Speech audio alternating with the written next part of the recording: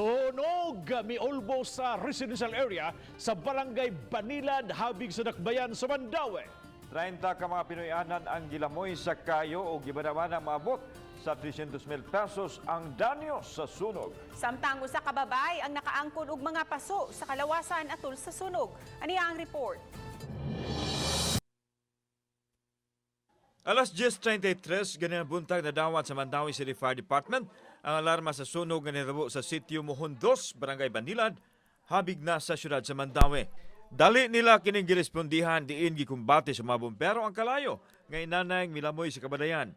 Gipaubos kini sa second alarm alas 10:45 hangtod hingpit na kontrolar ug napaw ang sunog pasado alas 11 na udto. Dili mo minus 30 ka balay ang nasunog. Si Agustin Ilardo miangkon nga silahang balay nagsugod ang kalayo kay matud pa kalit lang misilaob ang taas sa ilahang Pinoyanan ug posibleng problema sa kuryente ang nakaingon sa sunog. Wag kayo na pagbayog sa biyagag tubig. Kuha naman. Kayo naman, di na maging matabang. Samtang nakaangkon og paso sa iyang lawas si Juvelin Pasumala, kinsa nakahimo paglakaw padung sa kasada. Hinoon yatiman dayon siya sa mga medical responders sa Philippine Red Cross.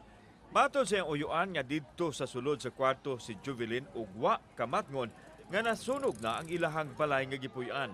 May nalang kay nakahigayon pa kini sa paggawas. Dito man siya sa kwarto, wa man siya kamatngon nga. Nisiga na niya, singgit na nga. Dako din diretso kay, bubay na ka ng dapo nirimak ang plangka pero nakasugod na magdako, nakadako naman. Sa report nga gipagawa sa Bureau of Fire, nagbilin og 300,000 pesos nga danyos ang sunog. Gisusi pa nila ang hinungdan ini. Kauban si Cleofer Lumayag, ako si Alan Domingo. Balitag, Bisdak.